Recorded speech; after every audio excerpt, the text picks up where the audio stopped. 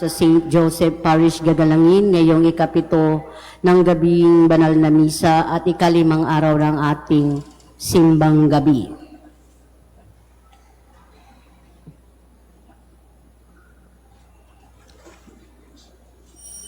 Tumayo po ang lahat at tayo makiisa sa banal na misa na pamumunuan ng ating Kura Paroko, Reverendo Padre Douglas D. Badong.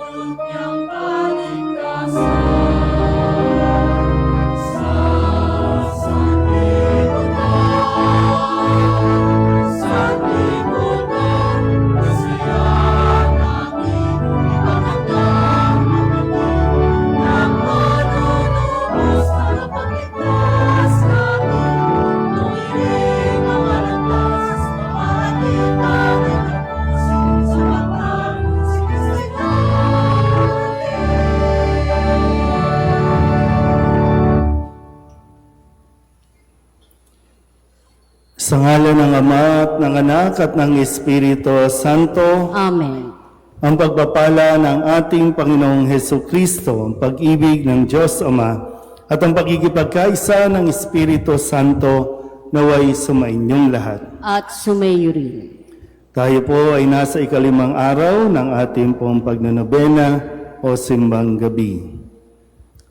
Mga kapatid, aminin natin ang ating mga kasalanan upang tayo'y maging marapat gumanap sa banal na pagdiriwang.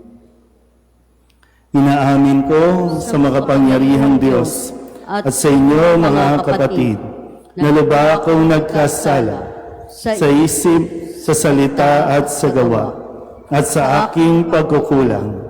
Kaya isinasamo ko sa mahal na Birheng Maria, sa lahat ng mga anghel at mga banal, at sa inyo mga kapatid, na ako'y panalangin sa Panginoong ating Diyos.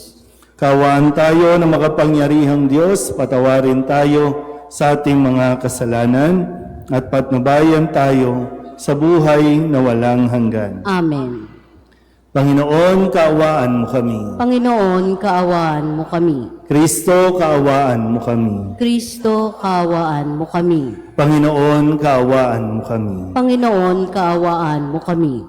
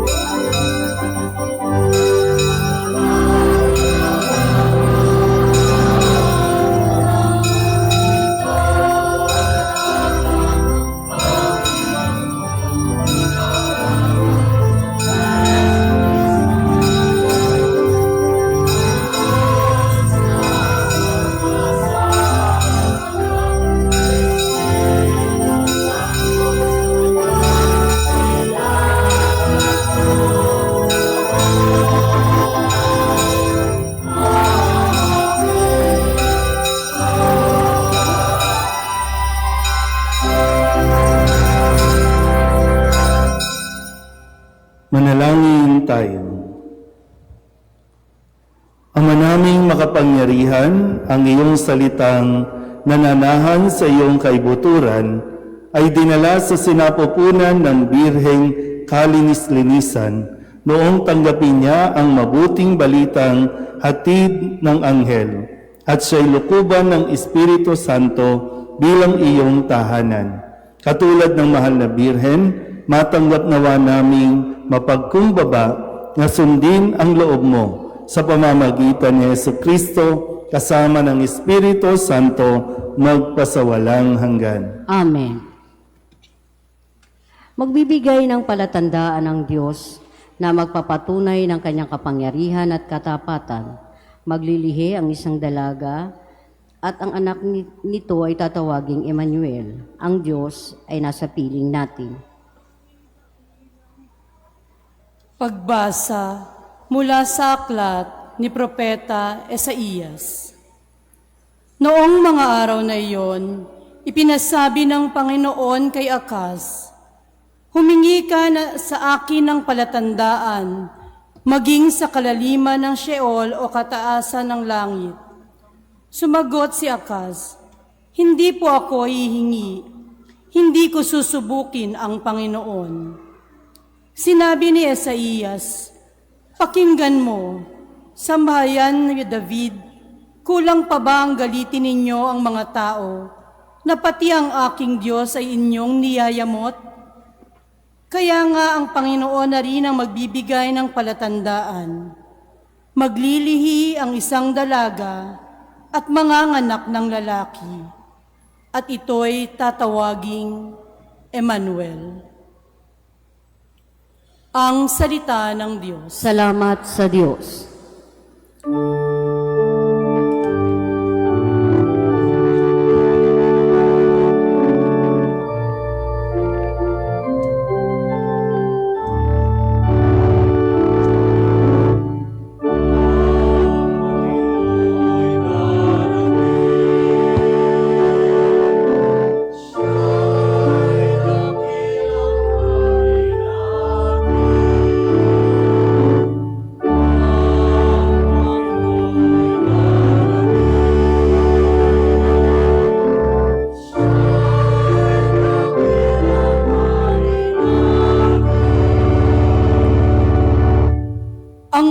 Daigdig, lahat ng naroon, may-ari ang Diyos ating Panginoon.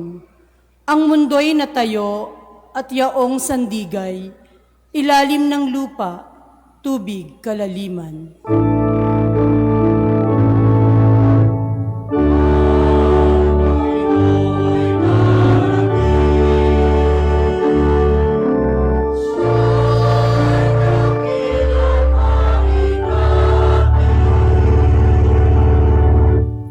Sino ang marapat umahon sa burol ng puon? Sino ngang aahon? Sinong papayagang pumasok sa templo Sinong tutulutang pumasok na tao? Siya na malinis ang isip at buhay, na hindi sumasamba sa Diyos-Diyosan, tapat sa pangako na binibitawan.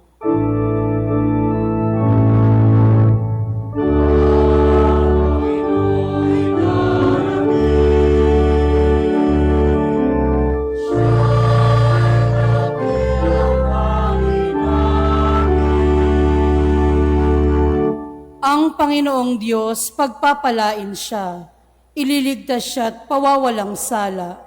Gayon ang sinumang lumalapit sa Diyos, silang lumalapit sa Diyos ni Jacob.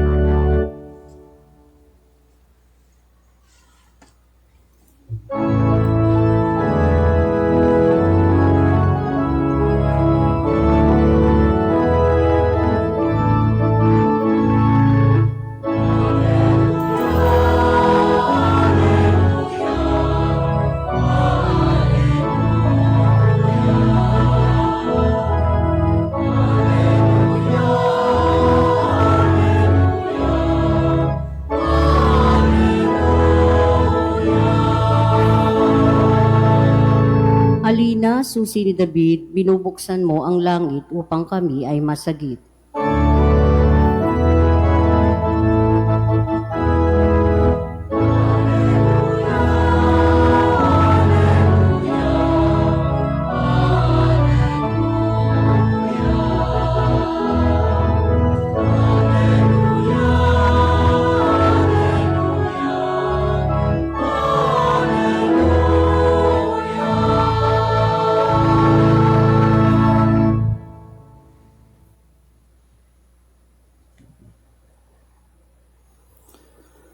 Sumainyo ang Panginoon. At sumayo rin. Ang mabuting balita ng Panginoon ayon kay San Lucas. Papuri sa iyo, Panginoon.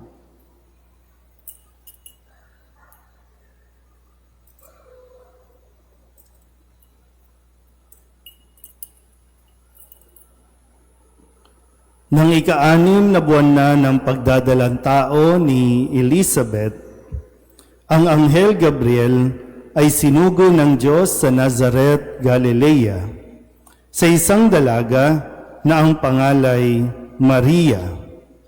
Siya'y nakatakdang ikasal kay Jose, isang lalaki buhat sa lipi ni Haring David.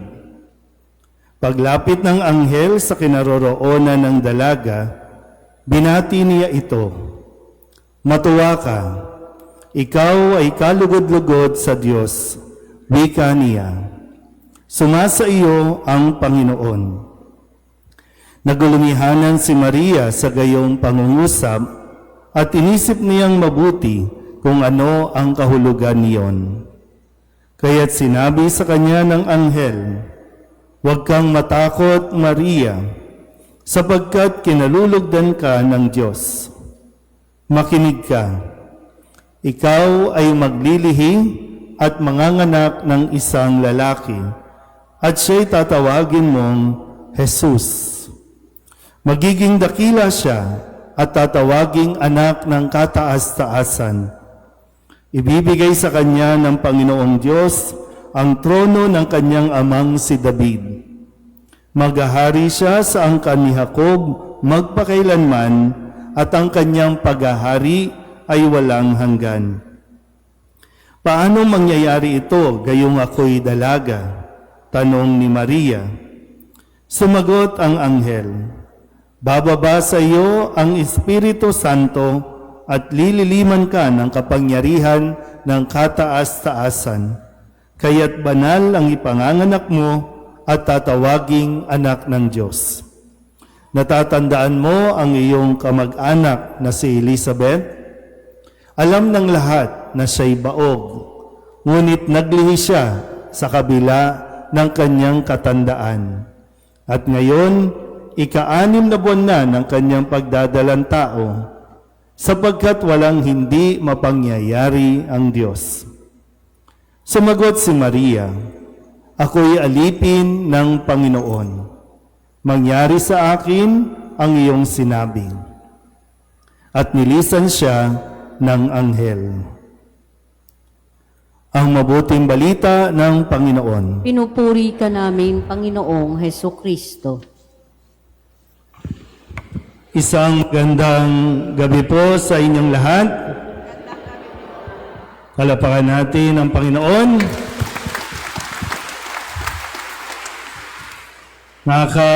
Pangilang araw na? Panglima. Present ba kayo sa 5? Attentive naman. Kasi gaya nung sinabi natin sa simula, no?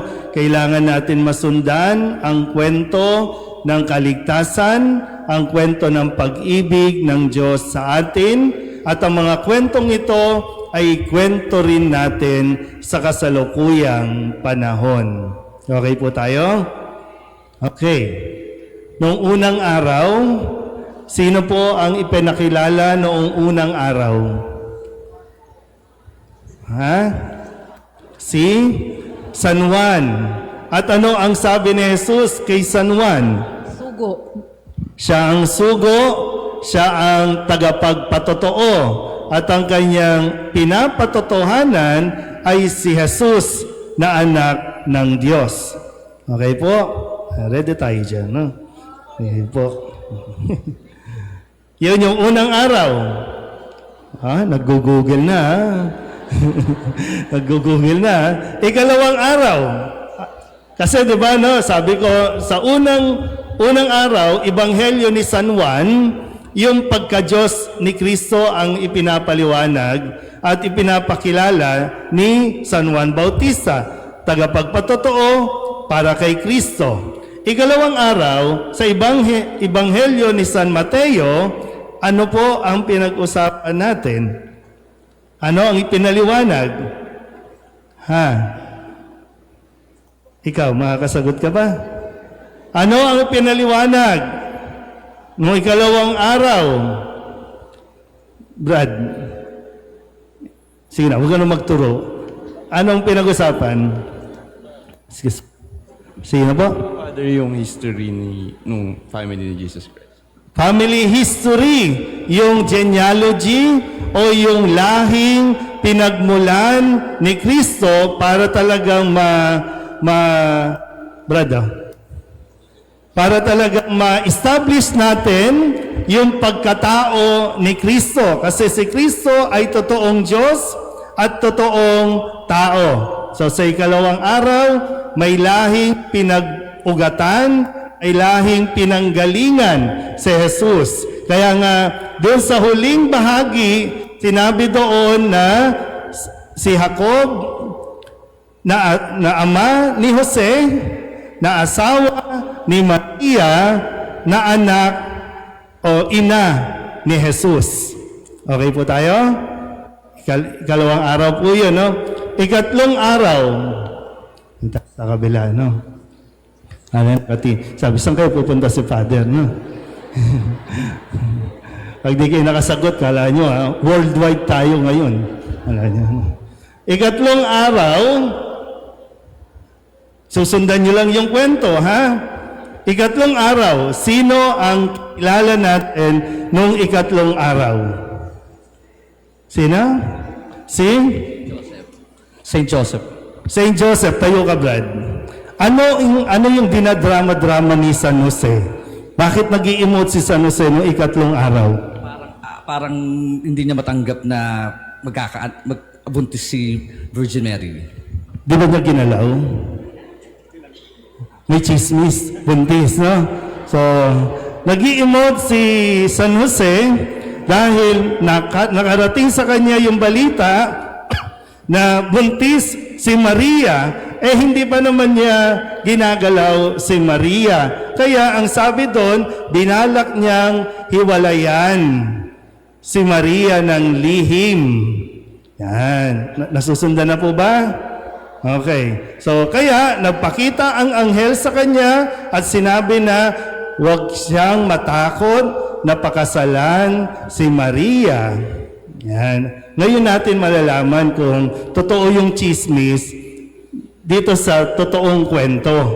Kaya huwag kayong judgmental, ha? May makita lang kayong buntis, sasabihin nyo na. Okay? Kagabi, ika-4 na araw, may ibang karakter na pinakilala. Ano ang kwento kagabi? Ate? Sige, tayo ka, ate. Dito. Kasi hindi aabot yung ating signal. Sige po. Kay Elizabeth po tsaka kay Zacarias. Ano ang kwento ng mag-asawa? Baog po si Elizabeth at matanda na po si Elizabeth at tas biniyayaan po sila ng anak. Yan. Biniyayaan ng anak si Zacarias, si Elizabeth. Yan. So, galing pa pong Rome yung rosary na yan, ha? Kaya, wala na. Hanggang doon lang. Wala na. Cellphone na yung nandito. No? Okay po. So, nagpakita rin ang anghel kay Zacarias. Yan ay yung magulang ni Juan Bautista na ipinakilala nung unang araw. Kasi lahat may ginagampanan, may bahagi sa kaligtasang ginagawa ng Diyos para sa tao. Okay na tayo? Punta na tayo sa panlima. So ito na nga. At ito na si Maria. Ito na yung kwento. So na-verify na ni Jose, kaya magkasama na sila. Na-verify na ni Jose na hindi naman pala siya niloko ni Maria. Okay? Naipaliwanag naman kay Jose na ang kanyang ipinagbubuntis ay dahil sa Espiritu Santo. So ngayon, ito yung kabuuan ng kwento. Nagpakita ang anghel kay Maria at ito yung ipinahayag. Ito yung mabuting balita. Okay. Konting trivia. Alam niyo pa ba kung bakit kapag naririnig ninyo ang kalembang tuwing alas 6 ng umaga o alas 6 ng gabi, kung bakit tayo humihinto lahat? Orasyon yon, yung Angelus. Bakit humihinto?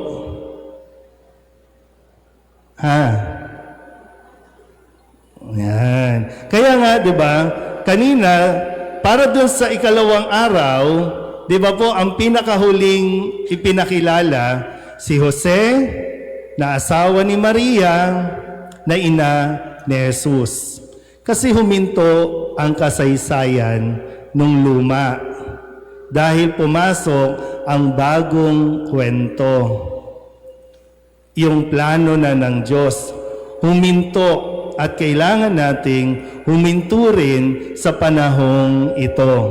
Kaya maganda po, kunin yung pagkakataon, ngayon magpapasko, break time sa trabaho, magpahinga ka, huminto ka. At sa paghinto, mas mainam na ano ba ang nangyayari sa akin? Ano ba itong gusto ng Diyos sa akin? Sabihin niyo nga sa katabi ninyo, huminto ka muna. Ano ba? Umuugong yung aking mikropono. No? So, ulit, pakisabi sa katabi, huminto ka muna. Yan. At yung ugong, huminto din sana yung ugong. No? Para magkaintindihan tayo. Kasi mahalaga po ito. No? Dahil, ulitin ko po may plano si Jose. Napakasalan si Maria. Pero biglang umugong yung microphone. Umuugong tayo. Okay. Di ba no? May plano si Jose, pakakasalan niya muna si Maria. Okay? Pero biglang, Jose, buntis si Maria. May plano si Maria, binanggit sa Ebanghelyo, siya ay nakatakda ng ikasal. Pero, yun na, mabubuntis. Paano na yung plano nilang dalawa? Yan. So, medyo madrama muna tayo, no? Yung love story nila. Paano to? Maghihiwalay na ba sila? Pero salamat kasi, huminto silang dalawa. Diba si Jose? Huminto. Natulog nga eh. Paggising, sinunod niya ang anghel. Ngayon, si Maria, huminto din, nakinig. Di ba? Maganda po, no? Makinig. Nakinig siya sa sinasabi ng anghel ng Panginoon.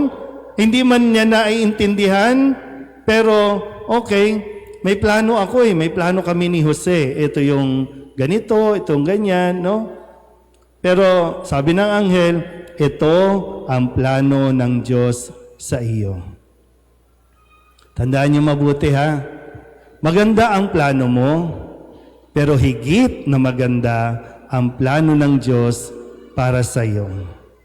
Kung sakasakali lang na hanggang ngayon, mayroon ka pang regrets, mayroon ka pang mga panghihinayang, o kaya naman nalulungkot ka pa kasi bakit ngayon, bakit ganon? Hanggang ngayon, hindi pa nangyayari yung gusto kong mangyari sa buhay ko. Yung plano ko, bakit hanggang ngayon hindi pa rin? Kaya nga, nag-asawa na yung iba sa inyo, nagkapamilya na sa inyo. Di ba yung mga tatay, ang plano ninyo, magandang buhay para sa inyong pamilya, pero parang sa tingin ninyo, hindi pa nangyayari. At medyo nakakalungkot yan para sa iyo. Kaya kung saan-saan ka pumupunta, napapariwara, nagbibisyo, kung saan-saan. Yung iba sa inyo, may mga karir, para bang, di ba, hanggang ngayon, ilang taon na akong empleyado, bakit ganito pa rin? Yan. Kasi magandang tanungin din, ito ba ang plano ng Diyos sa akin? O ito yung plano ko lang talaga? Kasi ang plano natin, nakafocus sa atin eh. Sa sarili lang natin eh. Sabihin nyo nga sa katabi ninyo, may magandang plano ang Diyos sa iyo. Kailangan mo lang sumunod, no? Umayon sa kung ano ang gusto ng Diyos. Mauunawaan natin yan pag huminto ka. Dati po, no? Para lang sa, hindi ko alam kung alam niyo na, no? Pero dati, ang plano ko talaga din, mag-asawa at the age of 25. Ang plano ko din dati, pangarap ko, mag-a-abroad ako. Alam niyo kung saan gusto ko? New Zealand. Yan. Kasi maganda. Maraming baka. Maraming gatas. Yun ang plano. Di ba, no? Pero sa kalaunan, may mga pangyayari na hindi maiwasan o hindi ko maintindihan paano nangyari, ganyan. Hanggang sa nakagraduate, nakapagtapos, no, nakapagtrabaho. Pero sabi ko, habang nasa trabaho naman ako, kumikita naman. Pero sabi ko parang, iba eh. No? Hanggang sa, okay, subukan natin. So, apply sa seminaryo, okay, nakapasok, yan na. Yan. Then, after 6 years, na-ordain ng pare. Ngayon, 13 years ng pare. Kung binabalikan ko, sabi ko, paano nga kaya kung nag-abroad na lang ako? No? Paano kaya yun? May pamilya na ba ako doon? Ganyan? Paano kaya? No? Pero ngayon, mas nare-realize ko na buti na lang sinunod ko kung ano ang plano ng Diyos. Kasi sabi ko, siguro, paano kaya? Kung nag-abroad ako, kakayanin ko kayang suportahan yung mama kong may sakit ngayon. Kakayanin ko kayang bumili ng gamot, yung gastos ng pa-ospital. Di ba kapag may asawa na kayo, nahihirapan na kayong sumuporta at magbigay sa pamilya, di ba, no? Tapos sabi ko, paano kaya kung nag-abroad ako, matutulungan ko kayang makapag-aral yung mga pamangking ko? Ilan na yun? 10 kami magkakapatid, di ba? No? Yung mga pamangking ko, yung mga kapatid ko, hindi naman ganun din kaganda ang buhay. Pangarap ko makatapos. Gusto ko rin makapagtapos yung mga pamangkin ko kasi naniniwala ako na pag-graduate ka, may sandata ka eh. At yun yung talagang puspusan na tinututuan ko. Makapag-aral sila dahil nung ako nag-aaral ng college, ang hirap umanap kung sinong susuporta. Pero ngayon, parang may mga nakagraduate na, paano kaya kung sinunod ko yung sarili kong gusto lang? Di ba, no? Yung sarili ko lang, ano kayang mangyayari? Pero ngayon, sabi ko, salamat at naging matyaga ang Diyos sa akin. Kasi ilang years pa akong nagtrabaho, 10 years, bago ko tuluyang nag-respond na pumasok ng seminaryo. So talagang totoo po, no? Maganda ang plano mo, pero mas maganda ang plano ng Diyos para sa iyo. Kung hindi mo man yan nakikita pa ngayon, isang araw, ipapakita yan ng Diyos sa iyo. Kaya nga, si Jose, si Maria, may plano si Maria na mag-asawa lang si Maria. Yun lang ang plano niya. Maging may bahay lang ni Jose. Pero, piriin nyo, si Maria naging ina ng lahat. Si Maria naging kasangkapan para maligtas ang tao.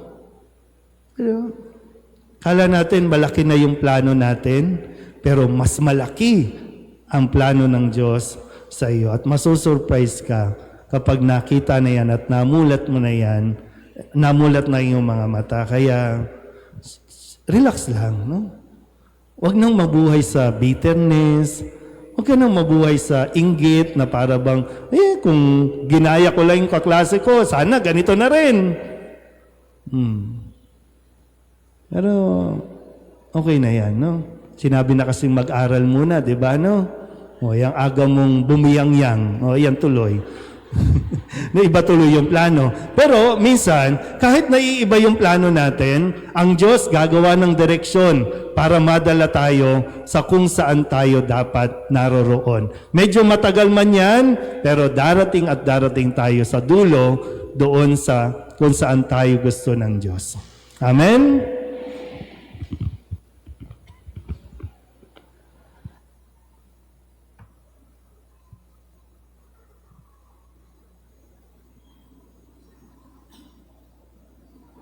Magsitayo na ang lahat.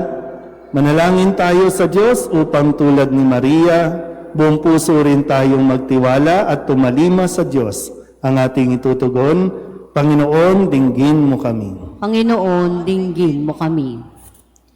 Tulad ng Anghel Gabriel, magpatuloy nawang simbahan sa masigasig na paghatid ng mabuting balita ng kaligtasan, hatid ng sanggol na Emmanuel. Manalangin tayo sa Panginoon. Panginoon, dinggin mo kami.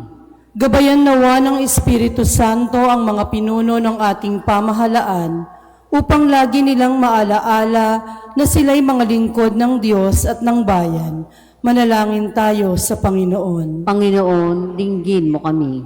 Patatagin at gabayan nawa ng Espiritu Santo ang mga mag-anak na di magkakasama-sama ngayong Pasko, lalo na ang mga pamilya ng mga migrante at mga lingkod bayan. Manalangin tayo sa Panginoon. Panginoon, dinggin mo kami.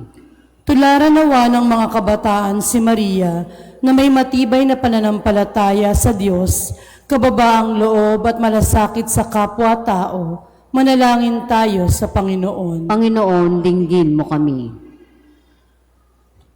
Ang lahat ng ito'y niling namin sa ngalan ni Kristo, aming Panginoon. Amen.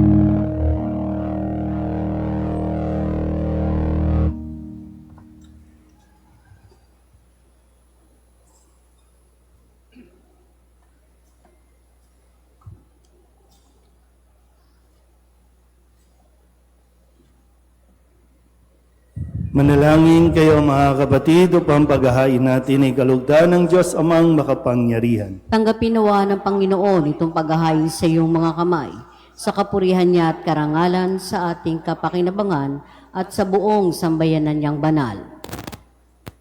Ama naming lumikha, itangi mo ang paghahain ito upang ang mga nagdiriwang ay magkasalo-salo sa sinasampalatayanang dapat na asahan sa darating mong anak na aming inihintay sapagkat siya ang namamagitan kasama ng Espiritu Santo magpasawalang hanggan. Amen. Sumainyo ang Panginoon. At sumayo rin. Itaas sa Diyos ang inyong puso at diwa. Tinaas na namin sa Panginoon. Pasalamatan natin ang Panginoong ating Diyos. Marapat na siya ay pasalamatan. Ama naming makapangyarihan, tunay ngang marapat na ikaw ay aming pasalamatan sa pamamagitan ni Jesucristo na aming Panginoon. Ang pagsusugo mo sa Kanya ay ipinahayag ng lahat ng mga propeta. Ang pagsilang niya ay pinananabikan ng mahal na Birheng Kanyang inang tunay sa kapangyarihan ng Espiritong Banal. Ang pagdating niya ay inilahad ni San Juan Bautista sa kanyang pagbibinyag. Ngayong pinaghahandaan namin ang maligayang araw na kanyang pagsilang, kami nananabik at nananalangin lubos na makaharap sa kanyang kadakilaan.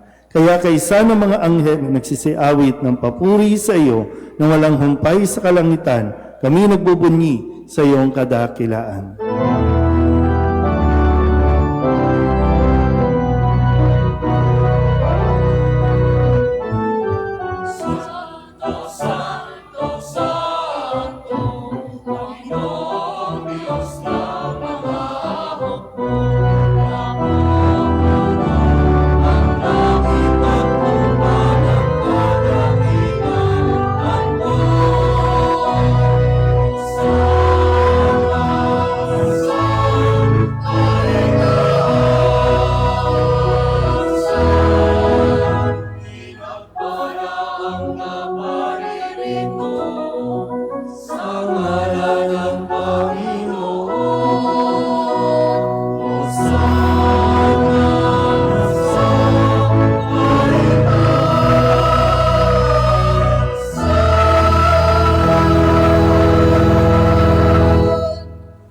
Ama naming banal, ikaw ang bukal ng tanang kabanalan. Kaya't sa pamamagitan ng iyong Espiritu, gawin mong banal ang mga kaloob na ito upang para sa aming maging katawan at dugo ng aming Panginoong Heso Kristo.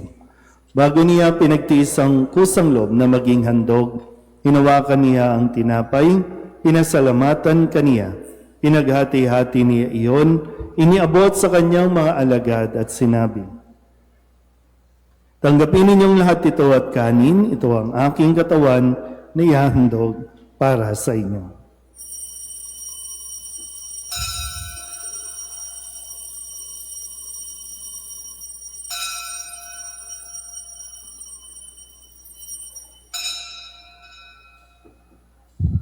Gayun din naman nang matapos ang hapunan, hinawakan niya ang kalis, muli kaniyang pinasalamatan. Inabot niya ang kalis sa kanyang mga alagad at sinabi, "Tanggapin ninyong lahat ito at inumin. Ito ang kalis ng aking dugo ng bago at walang hanggan tipan. Ang aking dugo na ibubuhos para sa inyo at para sa lahat sa pagpapatawad ng mga kasalanan. Gawin ninyo ito sa pag-alaala sa akin."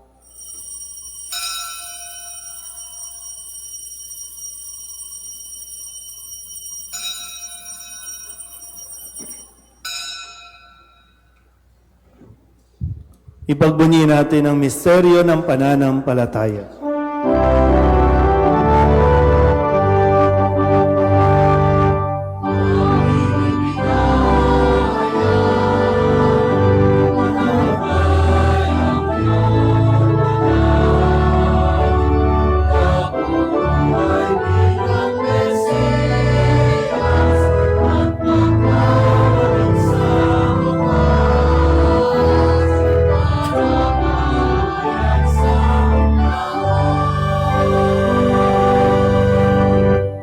Ama, ginagawa namin ngayon ang pag-alaala sa pagkamatay at muling pagkabuhay ng iyong anak.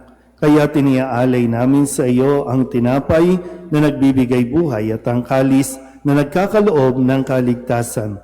Kami nagpapasalamat dahil kami iyong minarapat na tumayo sa harap mo para maglingkod sa iyo. Isinasamo namin kami magsasalo-salo sa katawan at tugo ni Kristo ay mabuklod sa pagkakaisa sa pamamagitan ng Espiritu Santo. Ama, lingapin mo ang iyong simbahang laganap sa buong daigdig. Puspusin mo kami sa pag-ibig kay San Leon na aming Papa at ni Jose na aming Obispo at ng Tanang Kaparian. Alalahanin mo sina Lucas at Ariel na tinawag mo mula sa daigdig na ito. Nung sila'y binyagan, sila'y nakaisa ni Kristo sa pagkamatay. Ngayong sila'y pumanaw, naway makaisa sila ni Kristo sa pagkabuhay. Alalahanin mo rin ang mga kapatid namin na himlay na may pag-asang sila'y muling mabubuhay, gayon din ang lahat ng mga pumanaw. Kawaan mo sila at patuloyin sa iyong kaliwanagan. Kawaan mo at pagindapating kaming lahat na makasalo sa iyong buhay na walang wakas.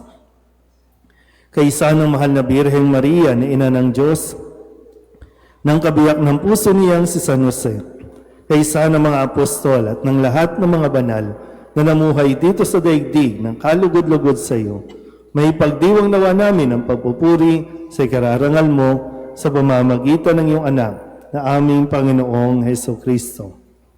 Sa pamamagitan ni Kristo, kasama niya at sa Kanya, ang lahat ng parangal at papuri ay sa iyo, Diyos amang makapangyarihan, kasama ng Espiritu Santo, magpasawalang hanggan.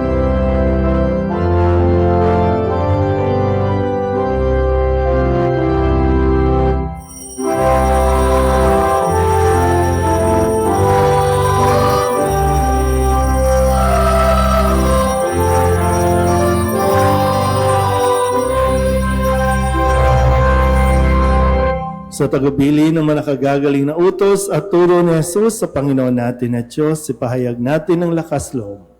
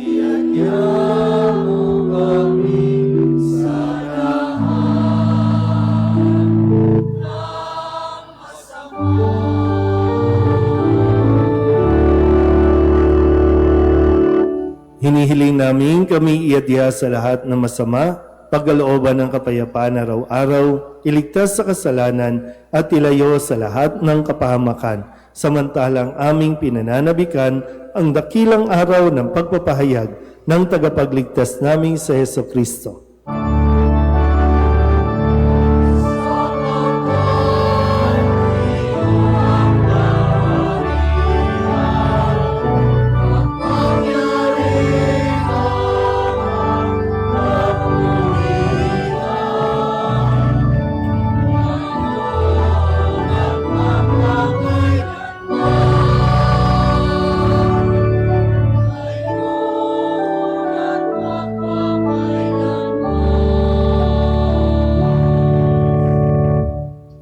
namin, Panginoong Heso Kristo, sinabi mo sa iyong mga apostol, kapayapaan ang iniiwan ko sa inyo, ang aking kapayapaan ang binibigay ko sa inyo. Tunghayan mo ang aming pananampalataya at huwag ang aming mga pagkakasala. Pagkalooban mo kami ng kapayapaan at pagkakaisa ayon sa iyong kalooban, kasama ng Espiritu Santo, magpasawalang hanggan. Amen. Ang kapayapaan ng Panginoon ay laging sumainyo. At sumayo rin. Mabigayan tayo ng kapayapaan sa isa't isa.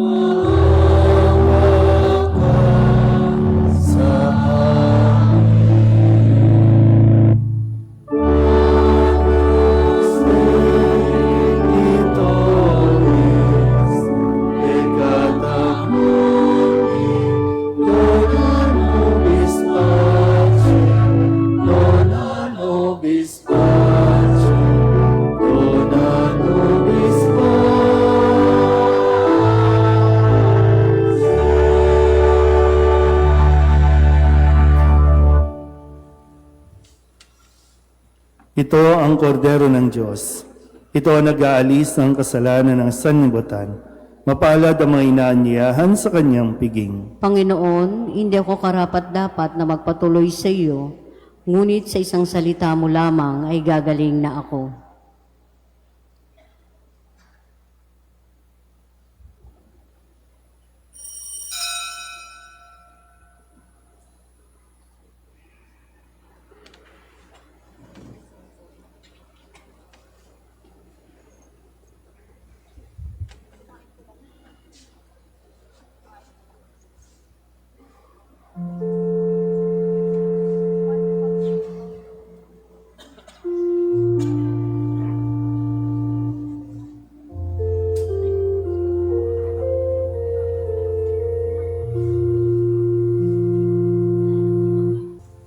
Panalangin kay San Jose. Abang tagapangalaga ng tagapagligtas, kabiyak na puso ng mahal na Birheng Maria, sa iyo pinagkatiwala ng Diyos ang kaisa-isa niyang anak, sa iyo nagtiwala si Maria.